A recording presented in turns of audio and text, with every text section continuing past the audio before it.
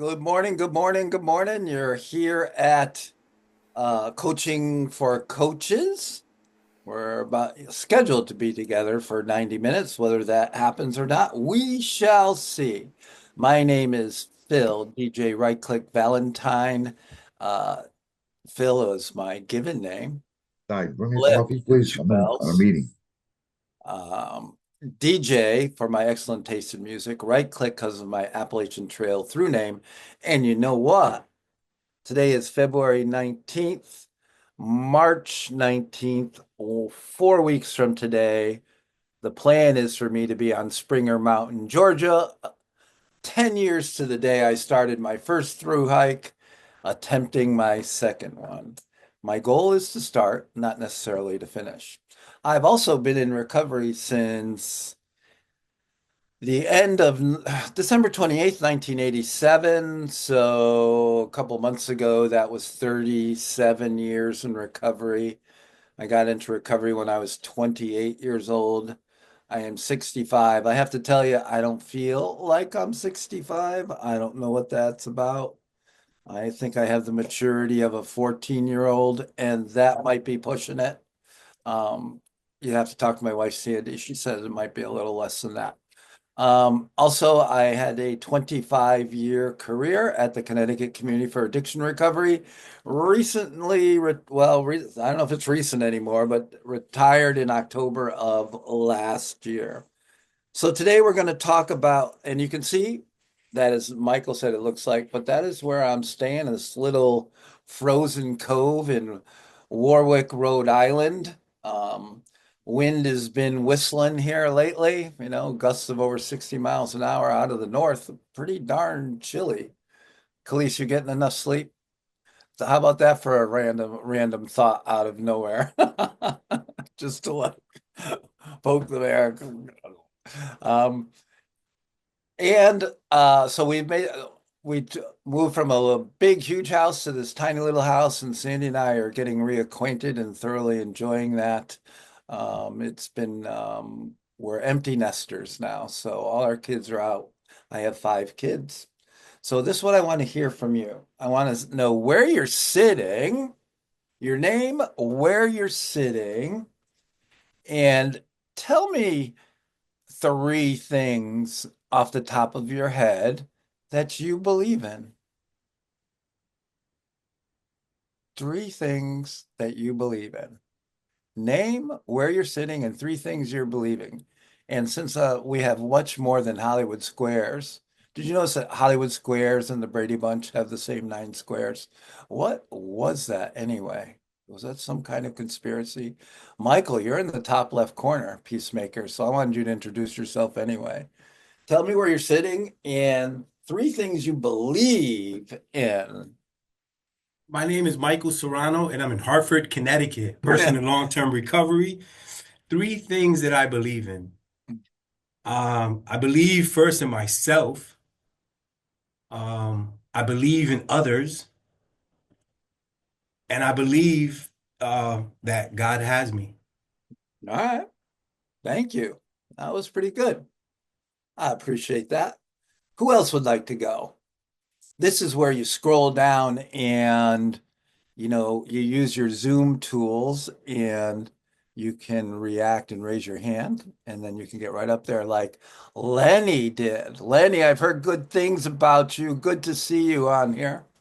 Yeah, thank you, Phil. Thank you. I am in the New London Recovery Center right now, and I actually had 4 things real quick because I couldn't leave one out. So I've got God here, recovery, second chances, and just like Michael said, I believe in myself as well. All right. Thank you. Hello, You. Shireen. Hi, I'm Shireen. I'm in the Waterbury C car. And the 3 things I believe is God first and foremost. And my second, because I know I can do anything I put my mind to. And my dog Diamond, because when all else fails, I get the biggest hug from Diamond. Okay. Thank you. Mark.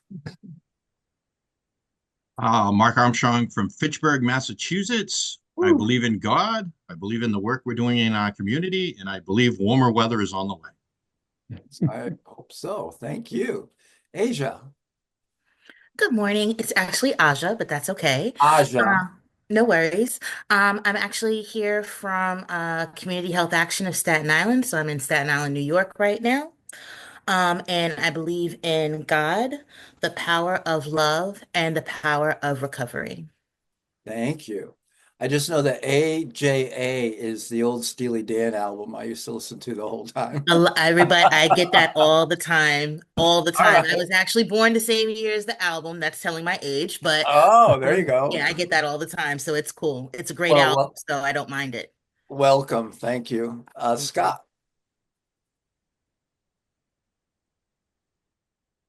Good morning. I'm Scott Alexander. I'm a recovery coach, an RCP and an RCPF at the Bridge Club of Greater Lowell in Lowell, Massachusetts. Hmm. Uh, Three things I believe in. I wrote down similar to what others wrote. God, America, and its people. All right. Thank you. Thank Hi, you. Jennifer. Hi, good morning, everyone. So my name is Jennifer. I am sitting in my office in Salisbury, Mass. And it is very freezing. I agree with this weather Mhm. here. Mhm. The three things I do believe in is love, collective consciousness, and myself as long as I'm in recovery. Ooh, there you go. Uh, I'm not going to open that can of worms, Jennifer. Never mind. Fair enough. Oh, what's recovery look like for you? No, there you go. Vince, good to see you. How are you? I'm good. I'm in Vancouver, Washington, in a recovery Woo. cafe. In my beliefs, I believe in imperfection. I have the 80-20 rule that you expect good 80% of the time, but 20% of the time, things are going to go sideways. Hmm. Um, because of that, I believe in forgiveness and inclusion are my three things. And it's 7 a.m. there? Yep. And is that that's a window, right?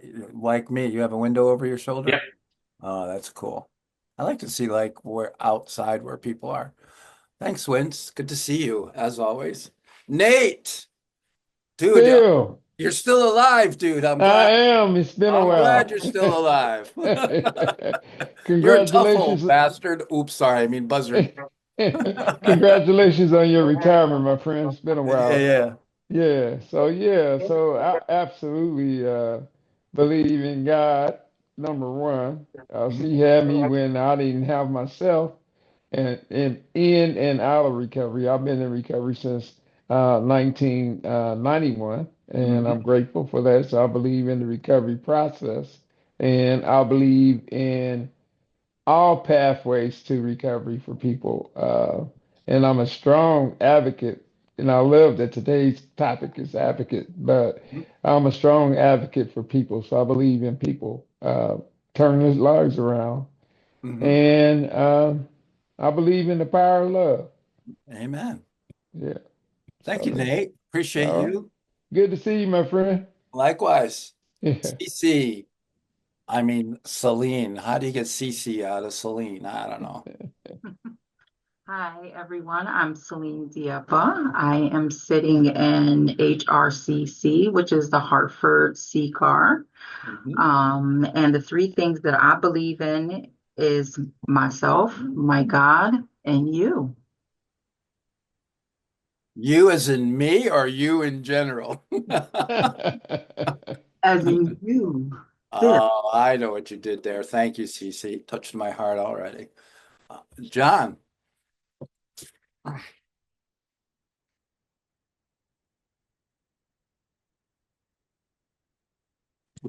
can't figure out how to mute this thing. Good morning, Philip. Good morning, John. I'm sitting at the Wyndham Recovery Community Center, the first recovery community center in the state of Connecticut, established in February of 2004. And I believe in music's power to heal. I'm in fact living proof of music's power to heal. I believe that love is the answer, and I believe that it's not a contest. Life is not a contest. Right? And you remember this question from the spirituality offering too, I'm sure.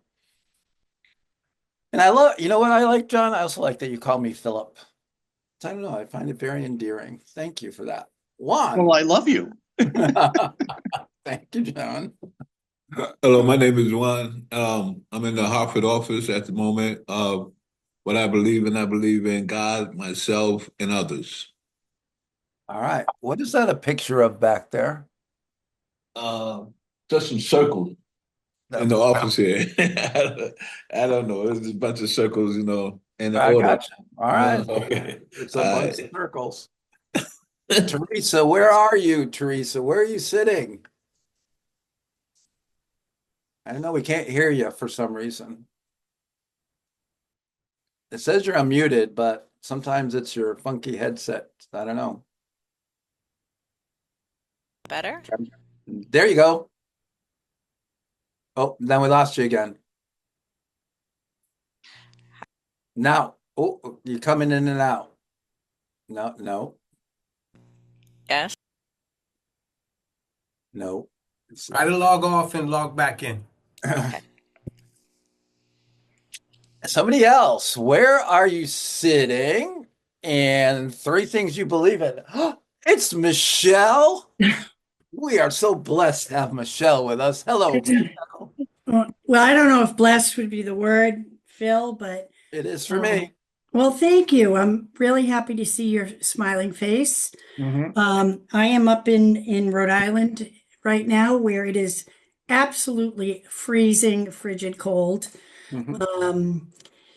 Three things that where am I? I'm in my newly painted office that I did it in my old 68-year-old self. I did it all wonderfully. Mhm. Three things I believe in. That recovery is possible every single Mm. day.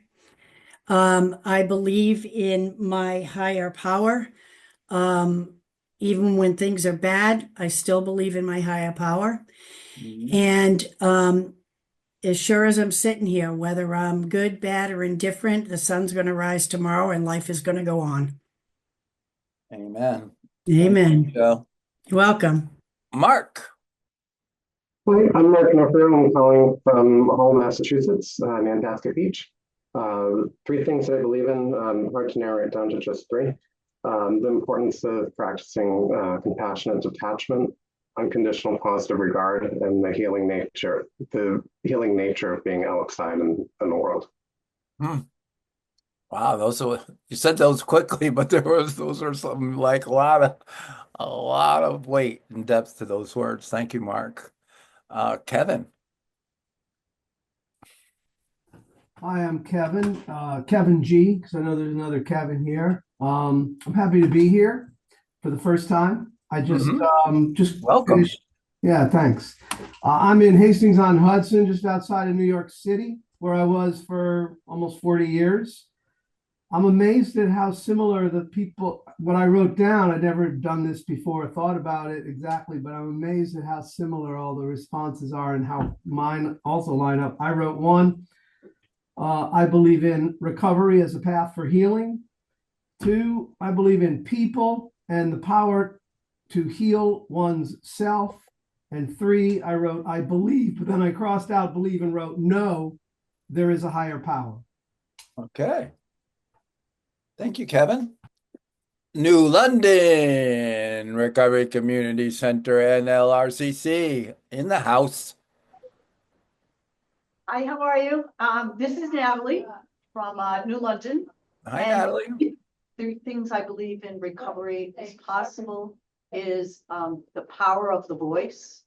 I believe in the advocacy of power and also being at the right place at the right time. Yeah. Thank you. And then we got a couple others that have joined. Yep.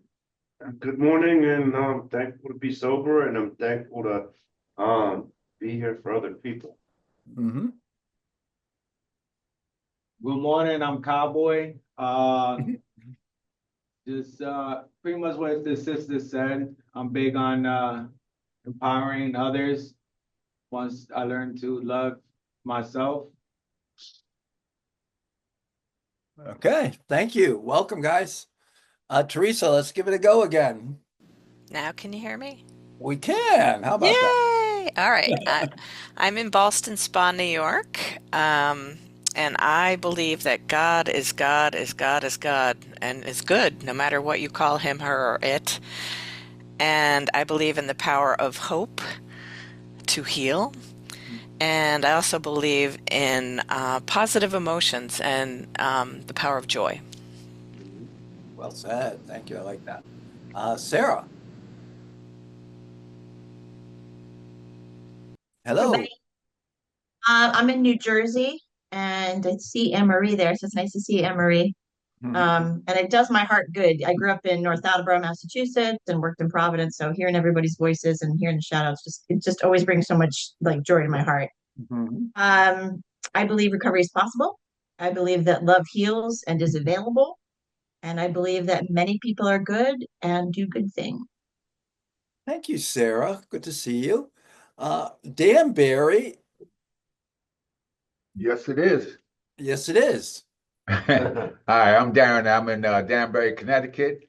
Uh, I'm a volunteer recovery coach here, and I believe in the power of God, my recovery, and loyalty. Oh, thank you. Anybody else in Danbury? No? It's okay. It can be just one. That's fine. Okay. Yeah, we're good. All right. Thank you. Anybody else? Khalees, we got to know where you're sitting and three things you believe in. My name is Khalees. I'm sitting in Lincolnshire, England. I'm a little stuffy today, so don't mind me. Um, I didn't want to say three things I believe in that everybody else said, so it made me think a little bit more. And so I believe different perspectives makes for good conversation. I believe that compassion is a natural response of the soul. I believe the answers are within us if only we dare to listen. Ooh, yeah. Thank you, Khalees. Let's God, see. I love her. Yeah, she's pretty cool for She's some, pretty special, that one. yeah, for being in England and everything.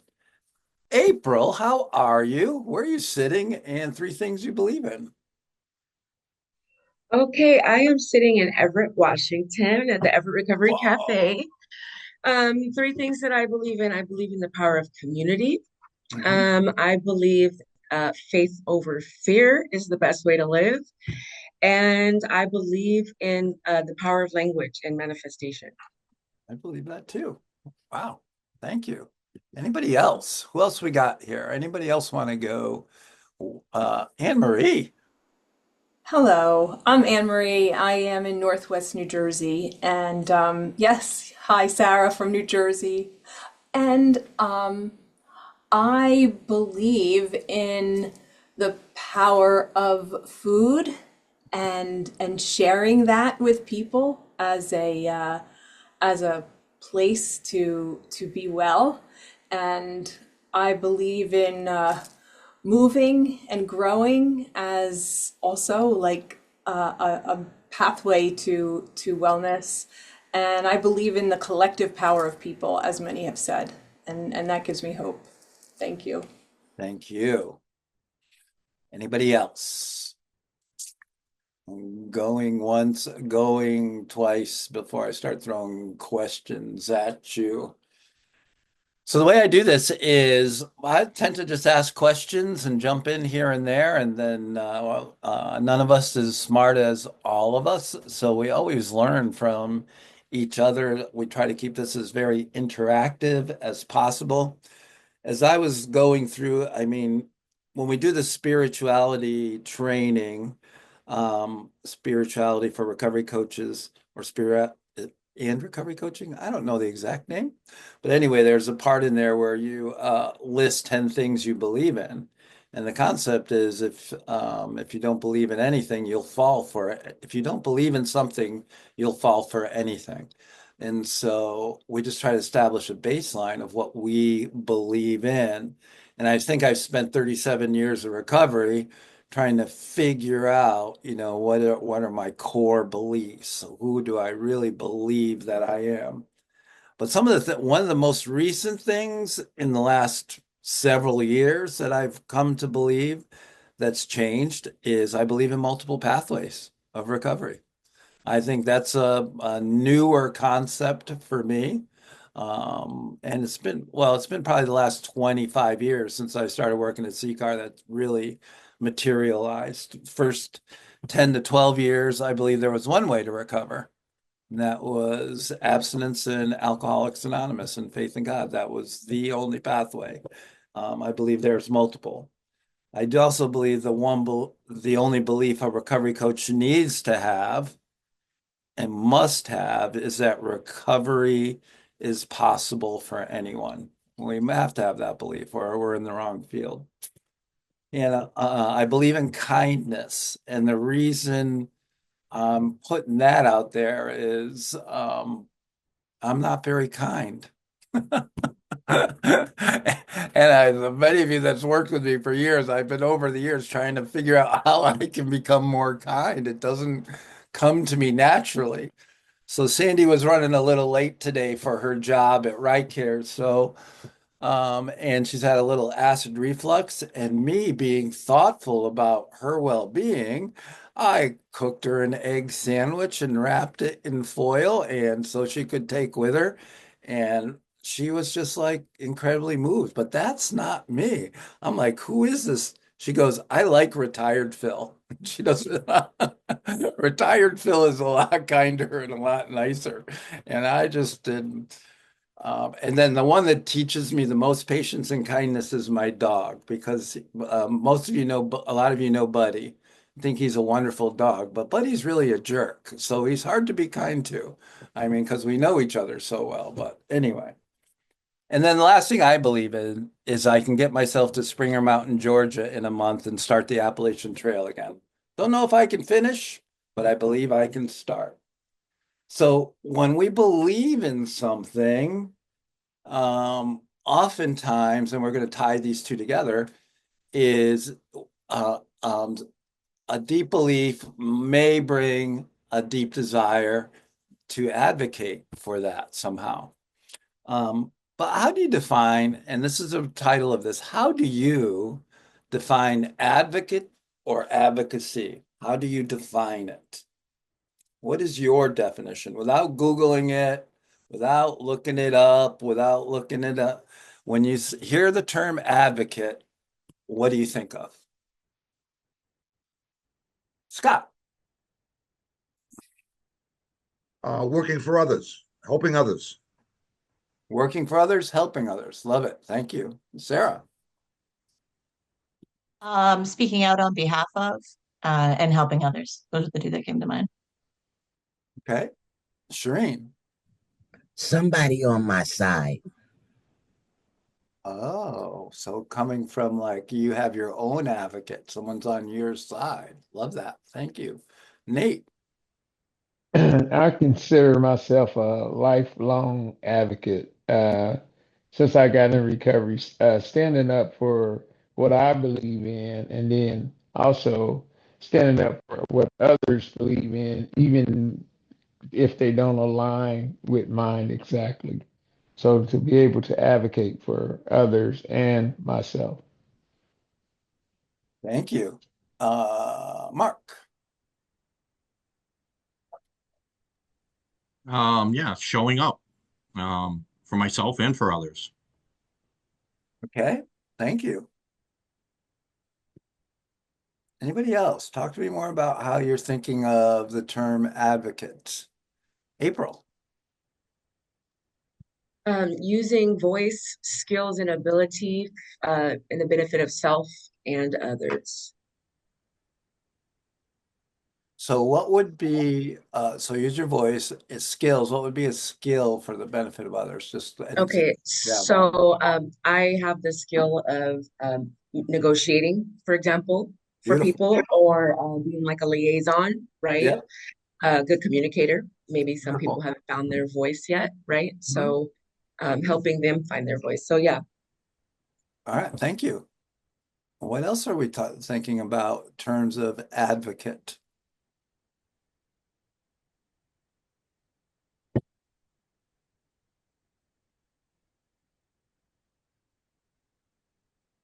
Khalees?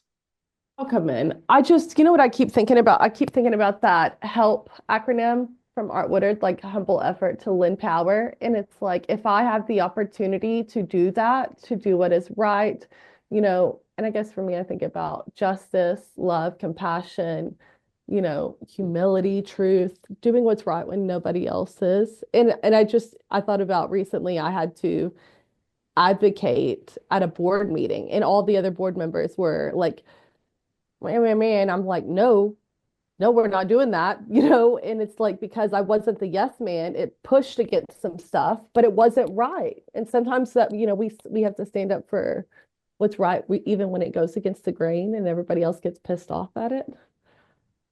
What's the example? You really want to hear? Briefly, Well, it was just, it was okay, basically, it was just unethical things. So this person put themselves forward to be the chair of the board, who was profiting off of material from that had been stolen from the organization that we're on the board for. That's like, there was a lot of unethical things, and then all of a sudden you want to be the chair and then the treasurer, and there was a lot of things, and I'm like, I don't agree with this. I don't think it's right. I don't think this is ethically right. And then all the other board members were like, well, this is the only person suited for chair. I don't care if it's the only person suited for chair. Just because it's the only person suited for chair doesn't mean we vote them in. And I'm just, see, I get a little feisty around stuff because I do care and I do what's right. Like, even if it pisses people off sometimes. So did the person become chair? Hell no. They didn't. Really? No, they didn't. Wow. Well, that's okay. See, I like the story. That's already a good story. Can you advocate for something you don't believe in? Why or why not?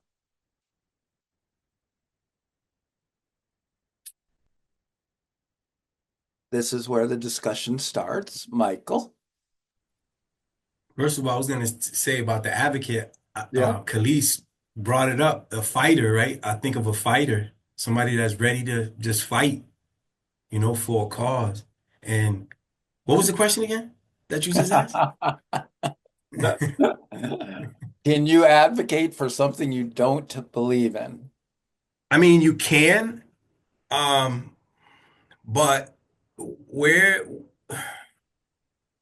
your feelings going to be, right? I would say, I don't know.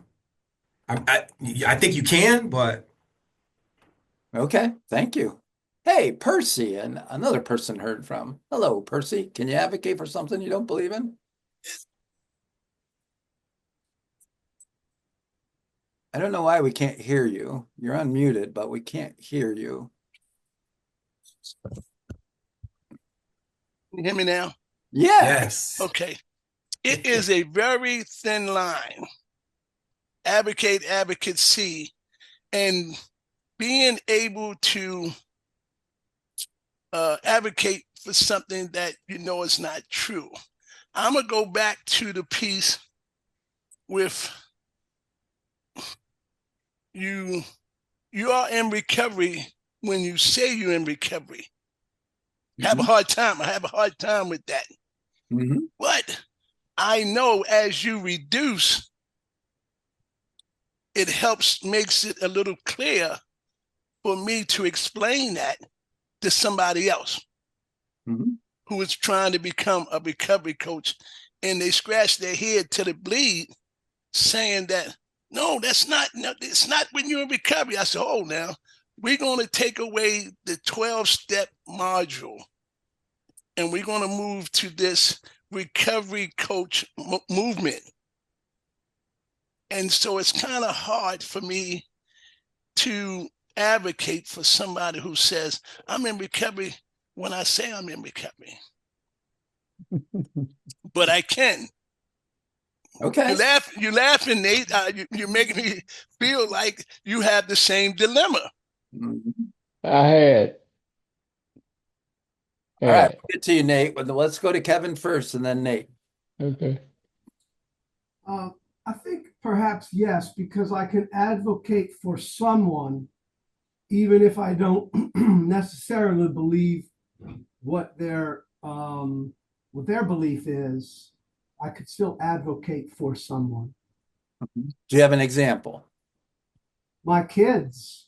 Um, Oh, I have two daughters who are musicians, and throughout their life, they wanted to do things that I didn't necessarily agree with, but I advocated for them because people have their own can make their own choices, and I wanted to encourage them to advocate for themselves one day on the things they believe in. So I used to say to them, I'm your advocate until you are old enough to advocate for yourself. So I helped them get what they wanted done. So that's an example.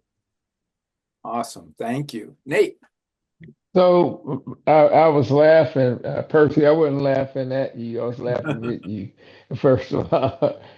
And also, I forgot to say I was sitting in Indianapolis, and it's cold as hell here, whatever that is. Anyway, so I've been in this work for a long time, and I've worked with people from all walks of life.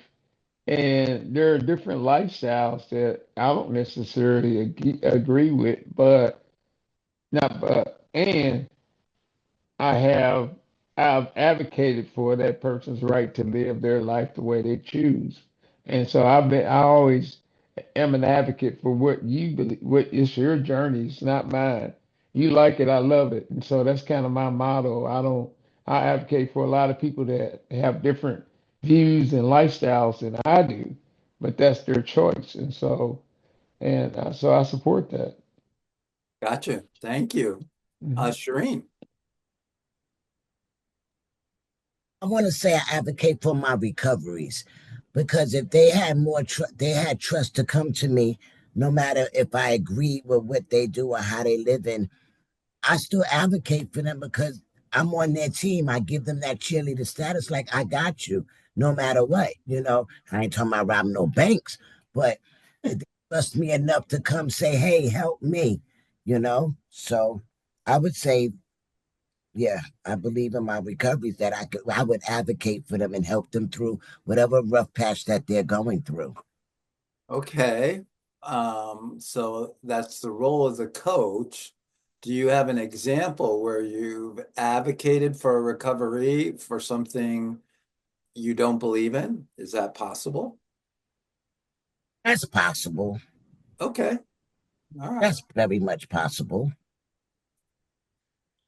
Like somebody said, you clean if you say you're clean. I advocate for them, even though I believe that being clean is don't use nothing.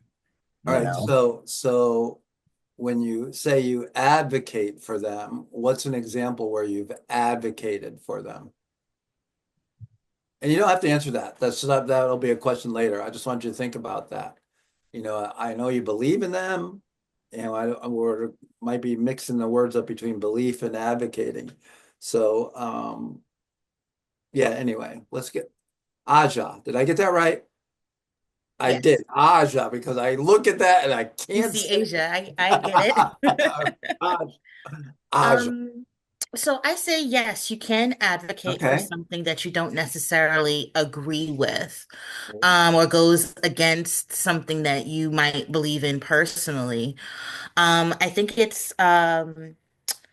so one of the concepts that I learned in my medication supported recovery training is that of radical acceptance, which means that, even though it might not be something I personally believe in, if it's going to be something that is going to help the individual sitting in front of me, then it's never about what's best for me. It's always about what's best for the recovery.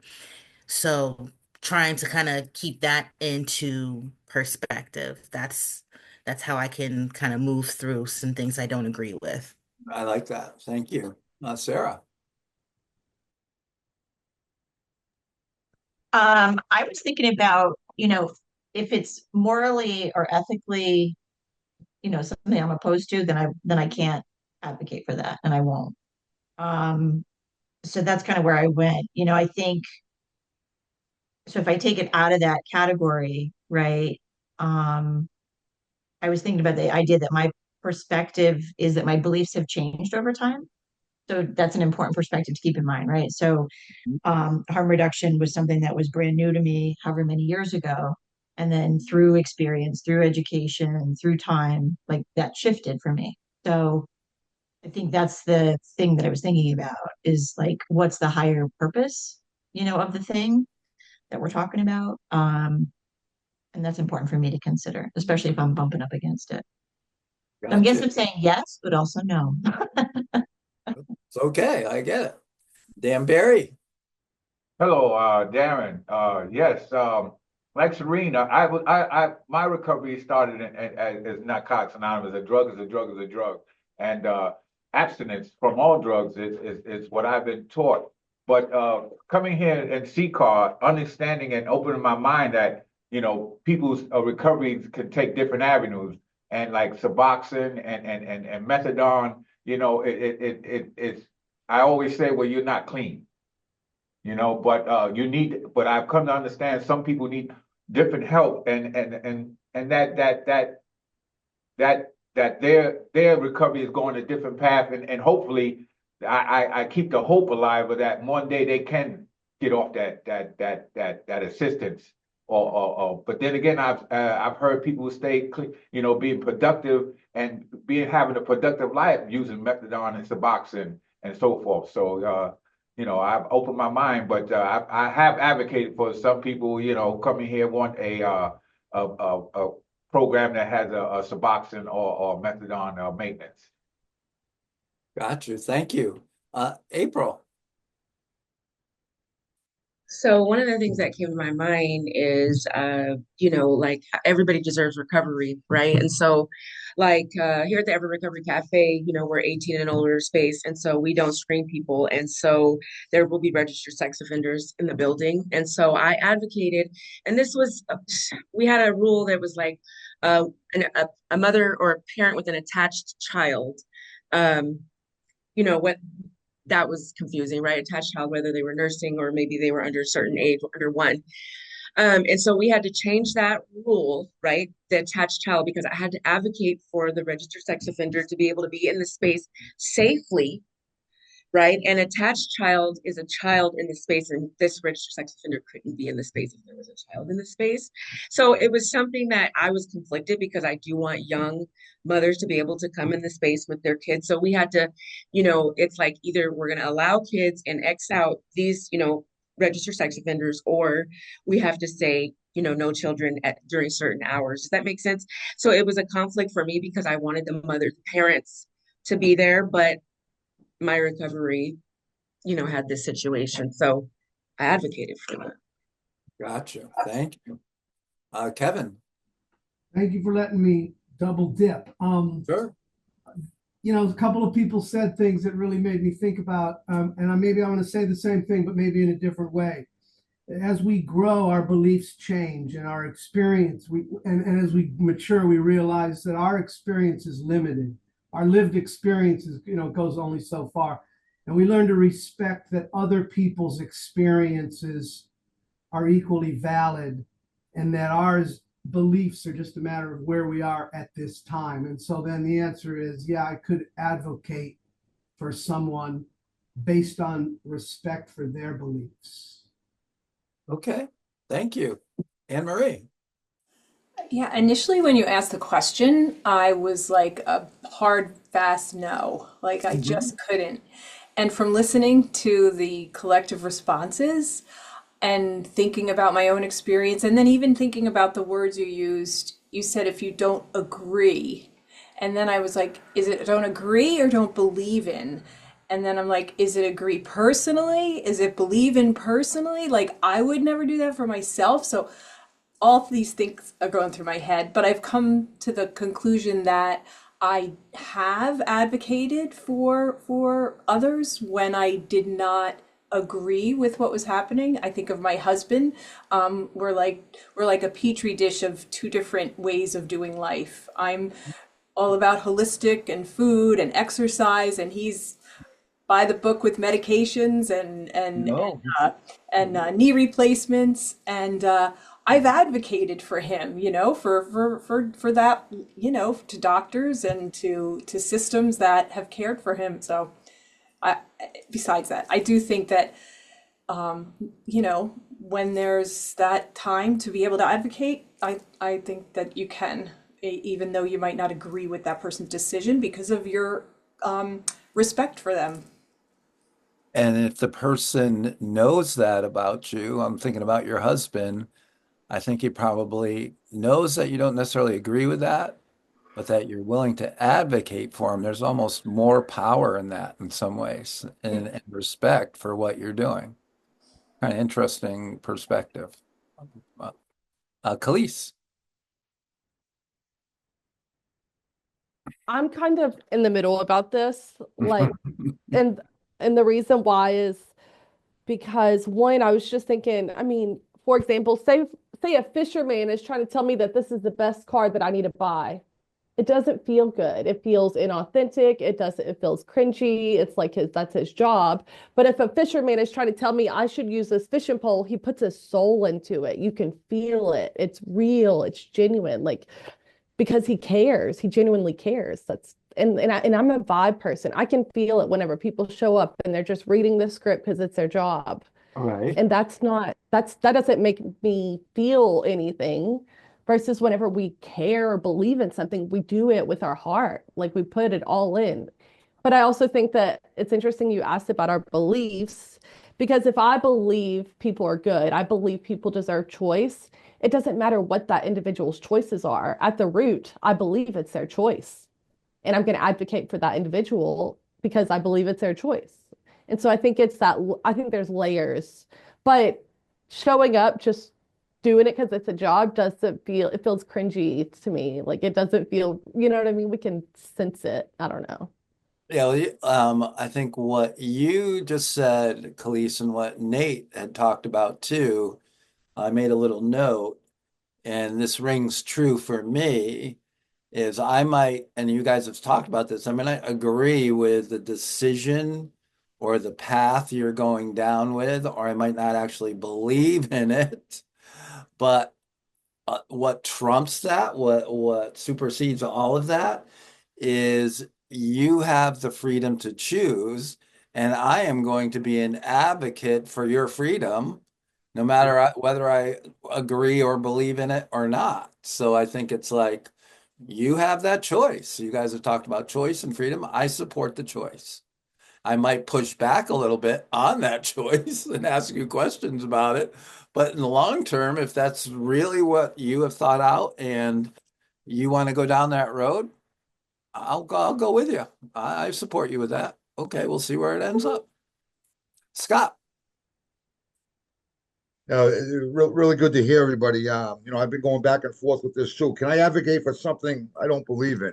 Right. Mention that you are Belief is the seeds of action. Um, and to take action based on a belief, it'd be tough. But to take action if I don't believe change is possible, I'm probably not going to change. I have to believe, I believe first. I mean, that belief is the seed of action.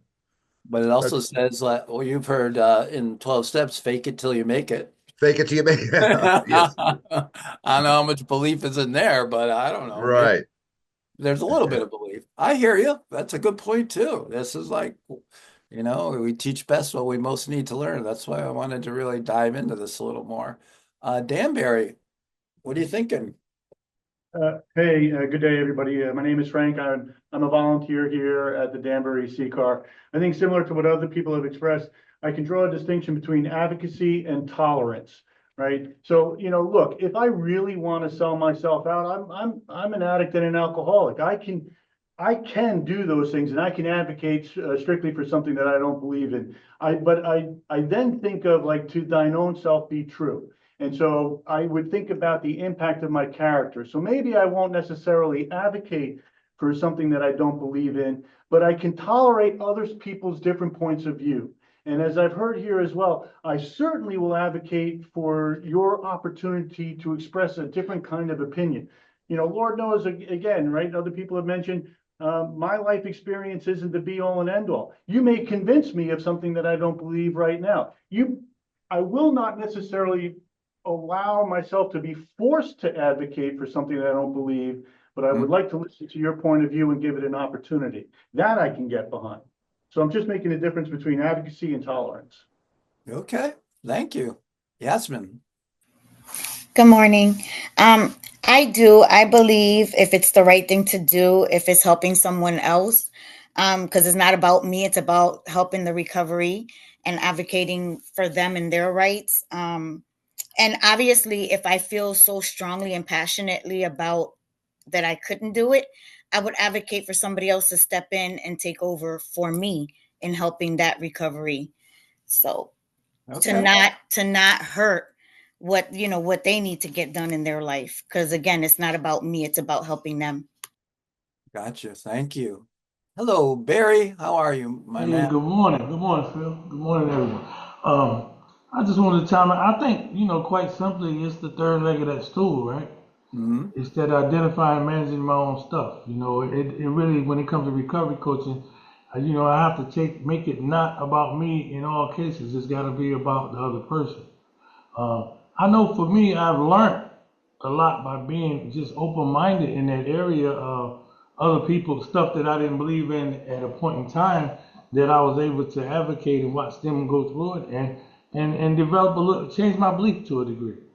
You know what I mean? And so when I become closed-minded and I say because I think it won't work, then I'm being self-defeating. I'm defeating my ability to help someone. So I think it's always about just managing that third leg, identifying, managing my own stuff. Because if I don't believe in it, it's my stuff. Period. So thanks. Yeah, there's a lot there too, isn't there? Um, Anybody else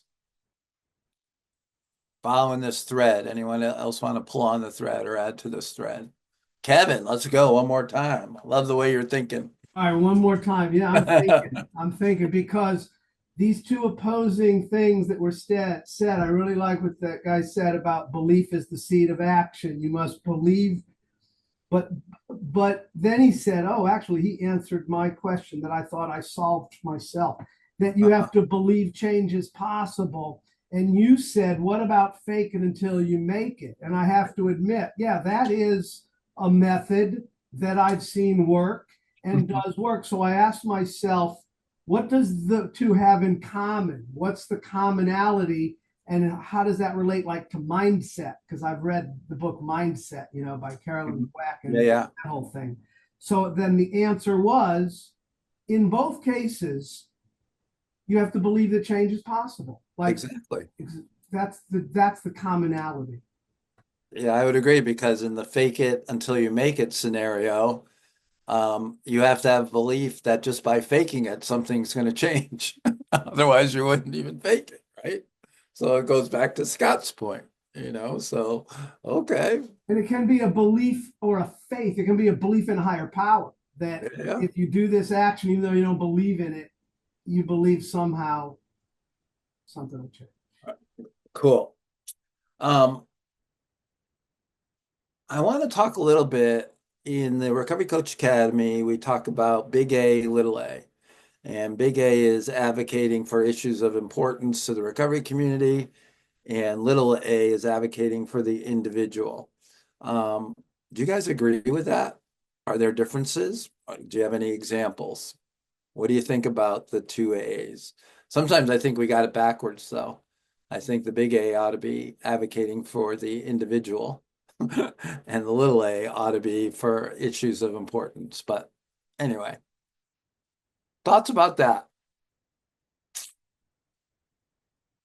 Kalisa's talking about her role as an advocate. She also talked about in the meeting, that would be the big A. There was a bigger issue of issues of importance to the recovery community, not affecting the individual as well. Teresa.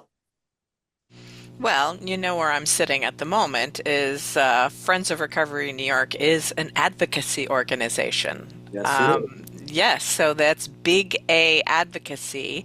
And so I guess it depends on what your role is. I love that many of the people in our organization are themselves coaches and have learned how to do advocacy on the larger, statewide, nationwide level for all kinds of issues that affect our community. Um, so, so when you're saying, which one comes first, I don't know. I mean, it depends on what your role is. If you're an advocate, big A, and you work for an organization like mine, or that's your headset that you feel like you need to advocate on the larger level in order for it to trickle down to the individual. Or you could be on the other end, where I like personally, I love the one-on-one stuff more than that's just my bent is I love to work with an individual and advocate for individuals. So, but the two are interrelated. They're interconnected. So, put you on the spot a little bit. In general terms, what are a couple, two or three issues that Friends of Recovery New York is finding to advocate for now?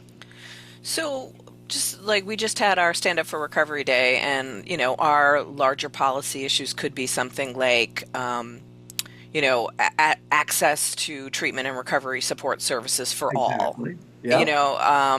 Or housing or transportation, and there are even specific bills that that we will get behind and advocate for that. Whether where money goes in the state, how much of the opioid settlement dollars or are we going to get in New York State for recovery support services as opposed to harm reduction, or as opposed to, so like, yeah, there's a number of issues that Right. are So over big A. the 25 years at CCAR, we were about advocacy, education, and service. So a lot of the big A issues were the same ones. And we tried to find issues that were nonpartisan. Harder and harder to do these days, right? But to become nonpartisan. But that really said when we moved from this idea of reducing stigma, we no longer want to reduce stigma, we want to promote recovery. And so it was always about being positive and ways to promote recovery. And we found no matter what the regime was, whether it was red or blue, that recovery was both colors. Recovery is purple, the combination of red and blue, if you will. So on the political scene, recovery was a pretty simple thing to advocate for. It's hard to be in the limelight and be against recovery. Although, well, I don't know how political I want to get, but anyway, it was like there are some people that I have found that behind the scenes don't really care if alcoholics or addicts die. They actually think that would be a help to our population and our society if people that were actively using just quietly passed away. I advocate against that. I'm trying not to get all fired up. Am I turning pink or red? More pink than usual? I am? Okay, I'll just back up. Sarah, save me, Sarah. Well, this might not save you. I was thinking that, and even if they don't die, they want them to suffer in the meantime. And I think Yeah. right. So, yeah, I have to forgive me because I'm not really sure about the question, like the little a, the big A. I feel like when there's a disconnect, so if the little a is still like on behalf of the individual or within the work that we're doing, right? I think that when the big A gets disconnected from the little a, we've got some problems, or that's been my perception, I should say. Because I start to kind of feel like I'm not even sure what we're advocating for anymore. Because it seems as though the people then get left out of it. Or like a lot of things, like when when the head gets disconnected from the heart or the experience of the body, that creates problems. And we're in a really confusing time for a variety of reasons. So I just feel like I don't know how that works, but I think that there does need to be a reconnection or strengthening of or something to kind of bring those things together. Sure. Thank you. Barry. Yeah, I think they both support each other. I think And I think I really dropped the ball a lot of times in the Big A area. But what I do realize is if without the Big A, the boots in the ground, people don't get to do the advocating on the lower level. We lose the opportunity if somebody's not advocating for us where the money is or wherever it counts. Sometimes I know I focus mostly on with the boots on the ground and this and that. And I think about it when advocacy opportunities come up, and I kind of minimize them. And I'm glad somebody said that because it made me aware of that. I minimize, my role in that area. I need to be more active in that area, so I can continue to be active in the area where I work at. So, Love that. Thank you. April. I really love this conversation and I love what everyone has said so far. And I think that Big A, I mean, I think both should be Big A. Advocating for, the things that are needed in the community so that it can trickle down to the individual. And then if we're helping the individual, that affects the community as a whole. And then, it goes up. So I think that both are important. I think that, like Teresa said, that it depends on, what your role is. I do take opportunities to go like to recovery, Washington Recovery Alliance, where you're going and lobbying and you're talking to different politicians to, for the different bills and stuff. But I really like the individual piece too, right? Like I remember when I was in active addiction, I didn't think about the fact that I made a difference in my community, right? And so if we can, if I can advocate a little way for the person, then maybe get that help that person get to where to the Big A. Does that make sense? I think it comes full circle. I agree. Yeah, thank you. Mark. Yeah, I got into the recovery coach and took my recovery coach academy to be a little A, I guess. I mean, they're both important, and now being a founder of our own organization, I've become a big A focused on the advocacy and the funding, um, and the challenges of that.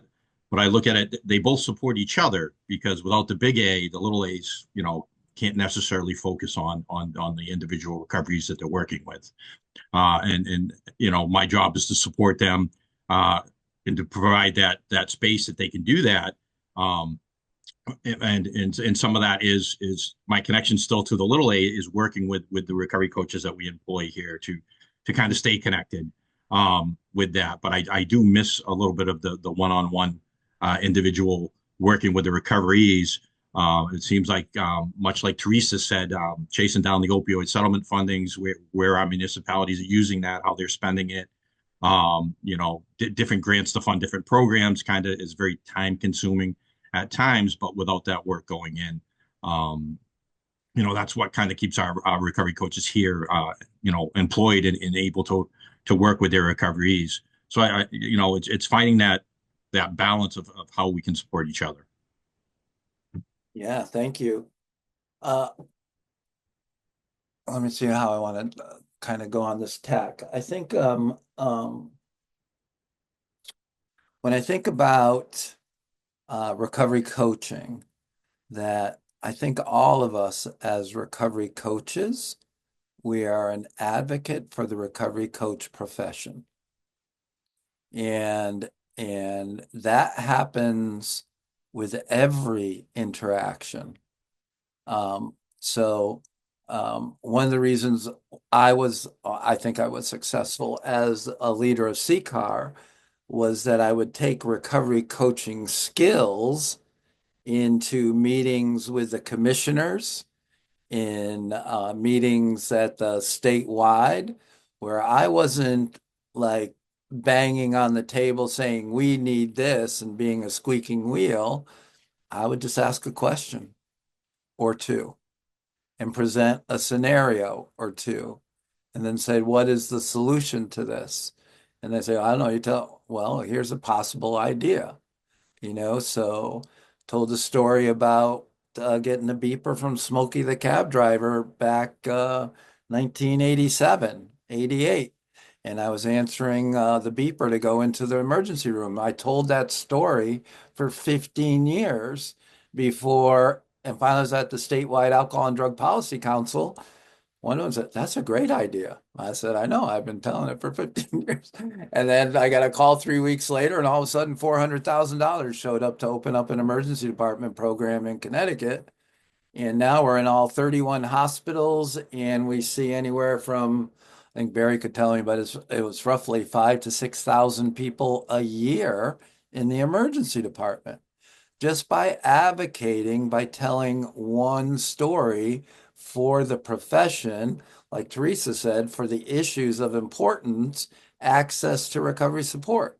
Now people have access to recovery coaches at a very low point in the emergency department.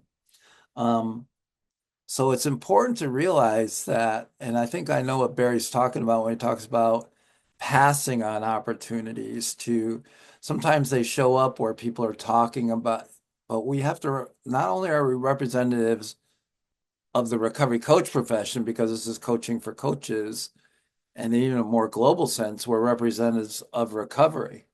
So still going back to my roots 25 years ago when CCAR started, coming out from the basements, out of the closet, out of the darkness, out of the church basements, and saying, I'm a person in recovery, that was brand new.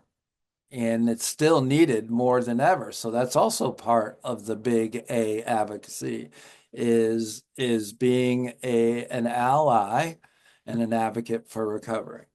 Any thoughts about what I just shared? Ring true? Any other examples?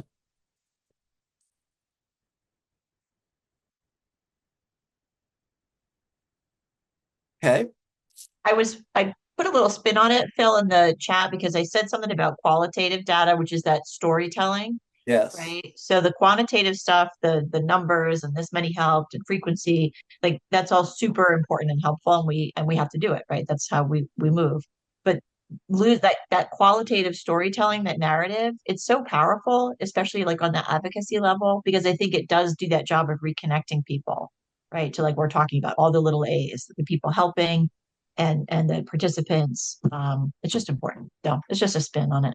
Well, I think it's so important that I say when I train the Recovery Coach Academy that the next version of the manual will have an 11th role, which would be that of storyteller. And I think an advocate is a storyteller. There's not as many people that are moved by numbers. They're just not. And even at the political, the funding level, they need to hear the stories of how you're making an impact, of why the role is important. Yeah. So, what are some of the issues you have advocated for individually and more globally or more expansively? I want to hear some examples of times you have advocated, whether it's for the individual or for a larger concept. Anne Marie, thank you.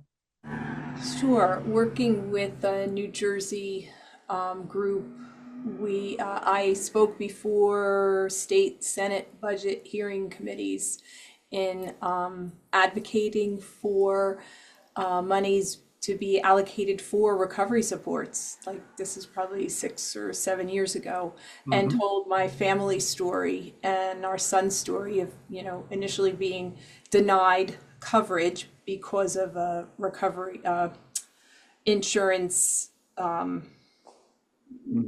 challenges. But then after the 2000, talking about the once, oh, I forget now the change in coverage for insurance, but that allowed for multiple sessions of treatment. If your insurance was covering you for a broken leg, every time you broke your leg, then they also needed to, medical insurance had the parity bill. Yeah, Parity Act, yes. Yep. In 2000. That was a while ago. Yeah. So, Yep. and how that changed and what a difference it was for our family and to see, that the and interestingly enough, a colleague and I, we both advocated, and during the hearing, there's a red light and a green light, and they hit that red light, and you're done. No matter if you're done talking or not, they cut you off. And both myself and my colleague, they allowed us to go beyond that red light 3-minute warning, which was really cool. No, that we were telling personal stories, and so that was a really good feeling. Mm-hmm. Great example. Other times you've advocated, Teresa. So I was just thinking of a middle A. If there's a big A and a little a, and there's something in the middle. And one of the things that I advocate for is for families of loss to have access to grief support and services that are individualized and not your generic, grief whatever counseling support, and that came out of my own family loss. So it does also involve that storytelling, that I will tell the story of my nephew, and out of that we've at least a statewide created a small group of families of loss advocacy that meets every month. So if anybody's interested in joining us, I can throw a throw a link in the chat. But yeah, so that's, sort of individual, but on a little bit of a state level, but not quite looking at policy change. Mm-hmm. Somebody talk to me about times you have advocated for someone.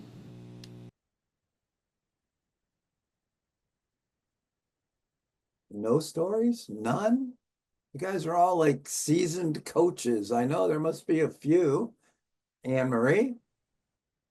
Real quick again, we've literally gone into the emergency department and spoke with doctors to hold someone overnight because they want them out of the emergency room, but we've got a promise of treatment the next morning. So actually, the police asked us to come with them to advocate because they didn't want to see this individual thrown back out on the street. So simple things like that. There's some more going up in the chat too. That's a great example. We've also done that in our emergency departments. Well, we're not telling the doctor what medications to prescribe or anything like that. Don't do that. But we have advocated, could you hold this person overnight? Then this is why. Well, it's a great example. Khalees. I've advocated in a lot of ways. I guess one that comes to mind is I'll never forget whenever I was coaching a guy. Great, he went on with his life, and then he received a letter in the mail because he had applied for a job, and it was with like supporting people, and they had said, "Oh, you won't be able to get this job," because he got a warning years ago from a charge that he could get a charge. So he didn't even get a charge. He got a warning that he could potentially get a charge, and now he wasn't going to be able to get a job. And he was like freaking out, called me. Luckily, I knew like somebody head up in that area. And so I was able to make some contacts, and this is why you got to build relationships. So I was able to make some calls and contacts, and it got dismissed. You know what I mean? He was able to get a job, but I advocated for that guy that I was coaching, 6 months later when he wanted to get a job. That's a great example. Thank you, Khalees. Lenny. Oh, hey, Phil. So I'm new to recovery coaching. I'm a new hire, but I could tell you about a time that I advocated for myself, if you guys want to hear that. Sure. So years ago, I sat in front of the parole board, and they asked me that exact question: why should we let you out? Right? And I had to advocate for myself. I said, well, since I've been incarcerated, I've completed tier 4. I participated and completed tier 2. I completed relapse prevention. I enrolled myself in college courses, and I've obtained some college credits throughout my time of incarceration. I obtained outside clearance and worked directly for the warden. I had to say all these things. And also, the next question was, well, but still, why should we let you out? And I said, well, I've done these things to better myself. I'm not the same person that I was years ago. And also, I can be a productive member of society. I can get back out there. I can work. I can start paying taxes, and I can be helpful to myself and to others in the community. And it worked out. On a 5-year sentence, I got out in 3 years and 2 days. So that's just a short little example of me advocating for myself. And now what's your role at CCAR that you're getting paid to do? And now I am a recovery coach with the jail diversion program, and that's a blessing from God Himself. And learning every day, and I have the opportunity to help others and coach others, help others obtain and sustain recovery. And you know, the reason that we have hired so many people with long records is because people advocated for themselves. So early on, we adopted the position that long record is not a deterrent to you getting unemployed. It's part of your resume. Exactly. And you know, I love that, because everywhere else in life, Phil, I found like I walk in and they're like, yeah, look at this rap sheet. No, thank you. And with CCAR, they walked in and you guys are like, looks like it looks like you got some experience. We like that. Yeah. All And you right. can't go wrong there. That's a blessing. So I'm blessed and grateful every day. Thank you, Lenny. Vince. So on the big A, in Washington, we spent several years advocating to have a recovery day at the Mariners game, Yeah. and now every year we do have that recovery day. And I think last year we had 3,000 people show up at the Mariners game. We're announced, we celebrate the success of recovery in Washington, and so giving a face of the positive side of recovery is important as one of the component parts of Big A. So, Yeah, that's well said. And you know, CCAR's had a long history of doing walks, and even a colleague at Faces and Voices, John Winslow, started International Recovery Day and got all things to like light up purple and stuff like that. So it's pretty cool. Danbury. Good morning, everyone. This is Robert, the center manager for DRCC. Hi, Robert. Great conversations. I'm with the little A because we get a lot of that at the centers, right? We have to advocate for a lot of people that walk through that door. And I'm thinking about a time when I had a gentleman that came through the door that was looking for withdrawal management, and he only spoke Spanish, very little English. And I remember calling a program, and because of he didn't speak enough English, they was trying to tell him that they wasn't willing to take him. And thank God for learning how to advocate for individuals. We were still able to get them in there and get into bed, but they actually didn't want to because of his English, and I had to let her know, like, so we let him die again. You know what I'm saying? Do we just let him go out there and have a bed that's available? So you don't give him an opportunity. And so we was able to get him inside. They accepted him. And he did come back to the center in Waterbury, doing well. And very fortunate.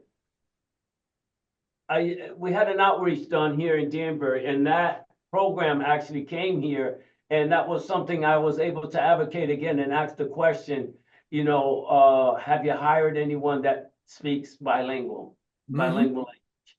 And they said, matter of fact, thank you for mentioning that, because that's our process now. We need to get someone in there that does speak bilingual.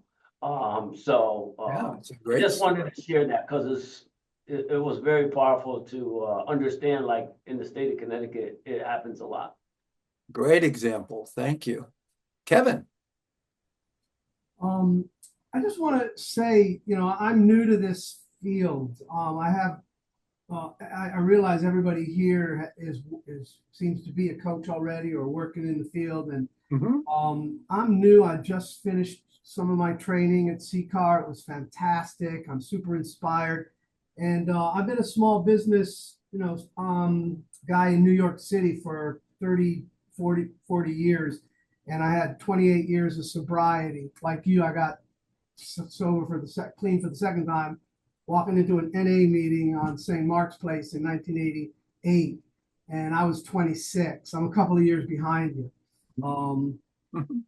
I'm just saying that, I feel like I have the ability or the to really advocate in this field, and that's one of the things that excites me about it. So I wanted to throw that out there. I don't know where I'm going to land yet in this field. I have different options, and I just wanted to throw it out there because I really respect what everybody here is doing. I have a home group in New York. I go to AA, and this first time I've started to get, because I relapsed for 5 years and I'm 4 years back after 28 years and of sobriety. And this time around, I'm really involved. I'm GSR, I'm involved in a home group and everything. So this was an eye opener for me also going into CCAR and seeing these different. I'm at that point where a lot of you guys were at one point when you were like, oh shit, there are other ways. So I'm learning and kind of eager. And I just wanted to throw that out there and let everyone here know where I'm at. If you want to reach out to me, that would be great. I'm going to reach out to some of you as well. Kevin, so this is going to lead me into the next questions anyway for all of you. Um, um, what are some questions you could ask your recovery about advocacy? And so one of them that I came up with was, what would you, Kevin, like to advocate for? And can you imagine saying that to some of the people you work with? What would you like to advocate for? So, Kevin, answer the question. Sure. Well, I'll go back to the very first thing I wrote when you asked what we believe in. And I said that I believe in recovery as a path for healing. Okay. So I could completely advocate for, and then in my second answer, what I believe in is people and their power to self-heal. So to a recovery, I could absolutely, through my own experience and through a lot of stuff I've learned and read as a hack about, I've also done a bunch of therapy and read a lot about trauma and different things. So I could completely advocate for, empowering self-healing and finding one's own path. I believe very much in our own, and someone else said it here too, the answers are inside us, that in one's own ability to heal. Yep. Heal themselves. So again, that's a small A advocates. That's a big A too. Because so my first advocacy story. Oh wait, can I say one more thing? I'm sorry, Phil. Yes. Storytelling. I actually have a bunch of experience with storytelling in business as a marketing and as a branding methodology and all that shit. But storytelling and personal narrative, I could really, really get behind that. And I could bring resources to this industry around personal narrative and storytelling. Well said. Okay.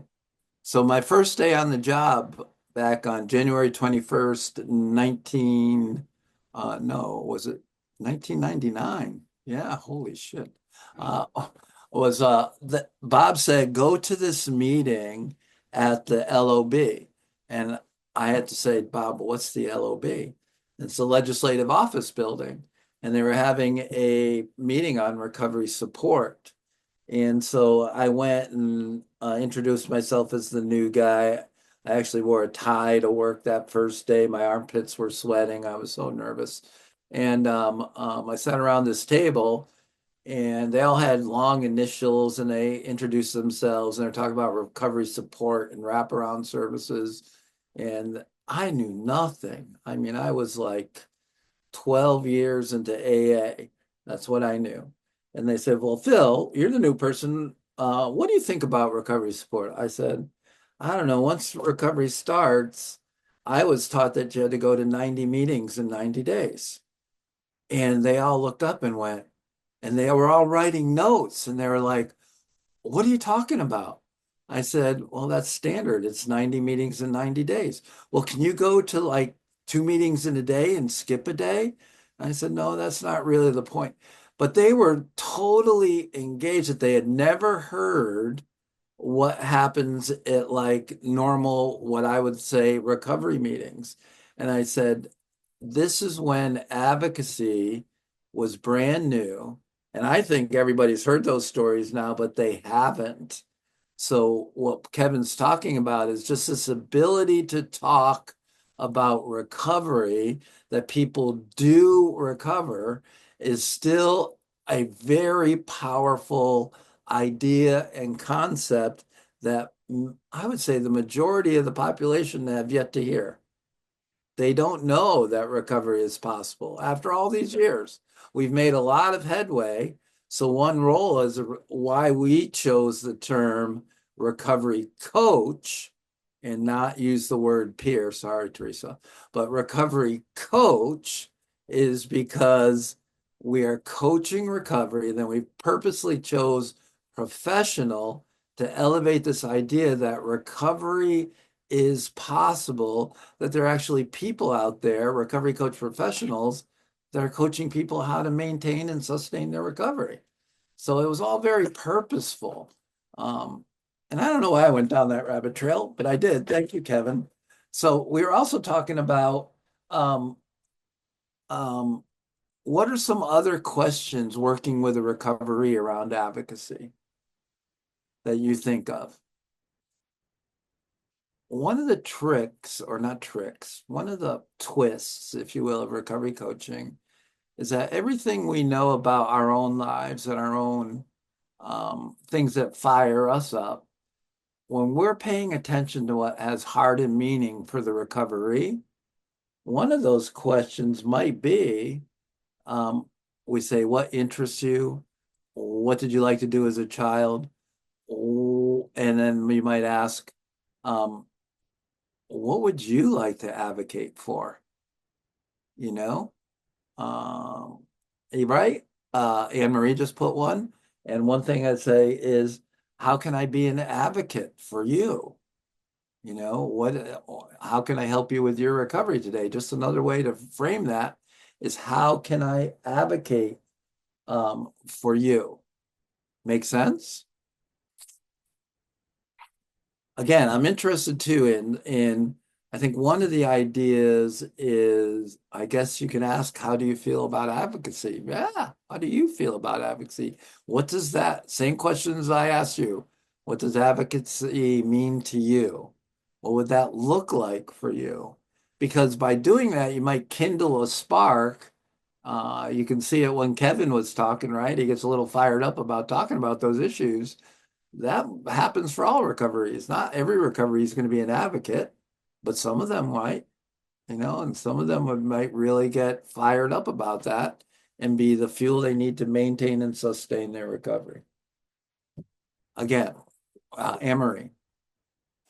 You're having me think about a conversation we had with our team recently in advocating for people in regards to their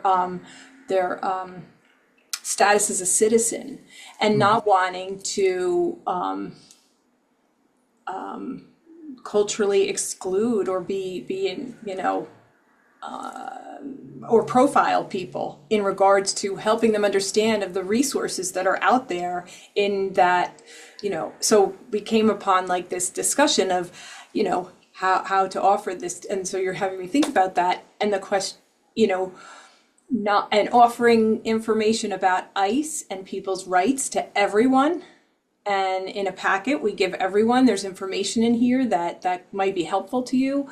But you're having me realize that's an even more direct question that really isn't, profiling anyone. It's offering everyone an opportunity to speak up for what they want help with.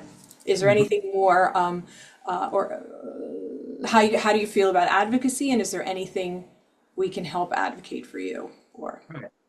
Is there anything yeah. How can I best serve as your advocate? Right?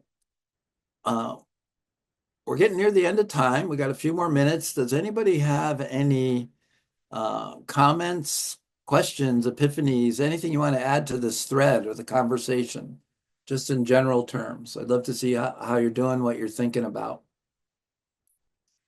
I think that might be Willimantic. Are you waving? Willimantic, want to add something? Well, you're going to have to unmute yourself, Willimantic. Go ahead.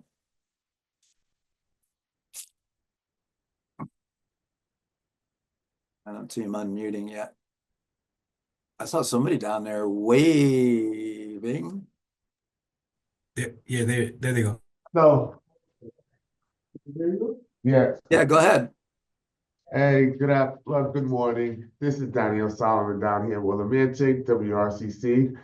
Good morning to everybody. My name is Danielle again. I am a CCAR volunteer. I didn't get to answer the question earlier when you asked concerning examples for advocating. I'm not yet a recovery coach. That's something I certainly aspire to. Hey, Danielle. Yes. When are you a recovery coach?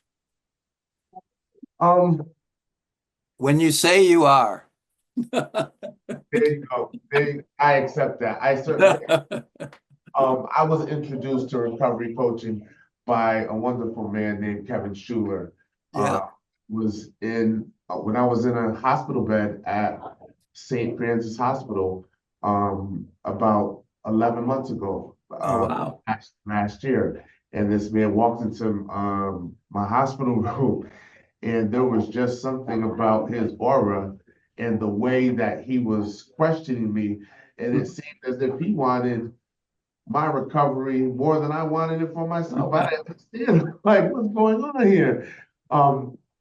And that's the reason why I aspire. I've taken almost all of the recovery support modules here. I just can't afford the RCA Academy. I've been homeless for like the past 6 years. Specifically concerning that question for advocacy, I have a career, a long time prior to becoming homeless. I worked for Reality Outreach out of New Britain, Connecticut.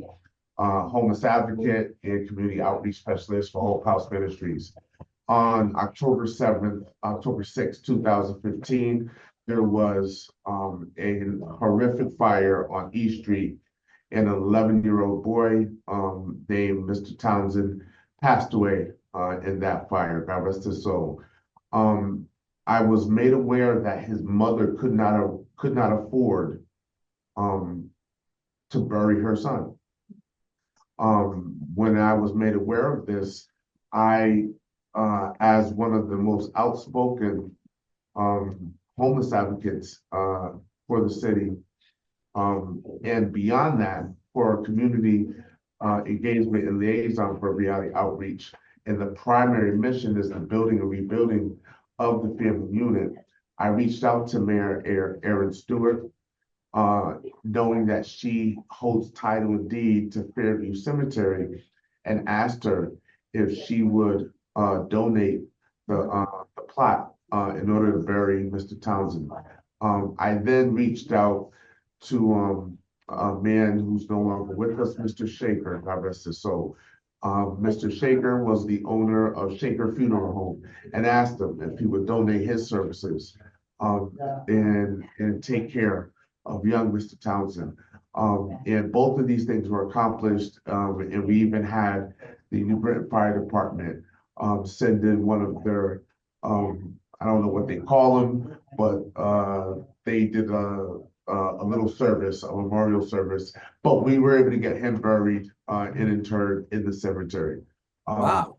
Thank you, Daniel. That's a great example. Appreciate that. So this, I believe this is, advocacy is, I believe that advocacy is something that we don't just have to use or reserve it for a specific topic. I agree.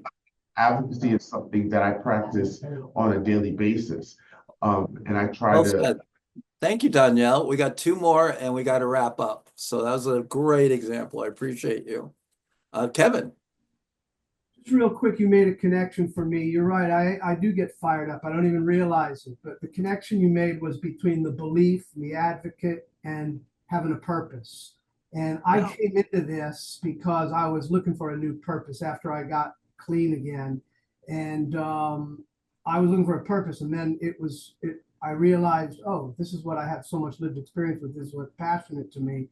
And that is a way for me to stay sober and for me to, so I really appreciated that connection from Mhm. belief to advocate to having a purpose. And that is something we as coaches can give to our recoveries, is that idea that you can Right. do something with your life as an advocate. Thank you. Thank you. Lenny. What's up, Bill?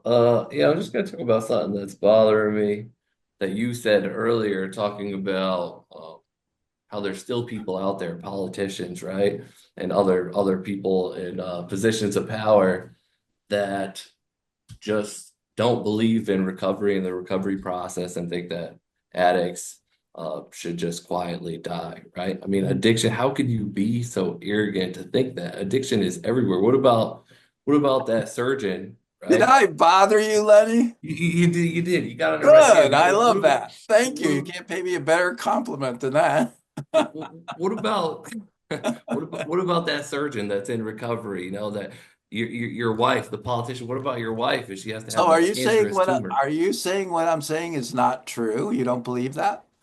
I'm saying that how can people be that arrogant to still think that Well, way?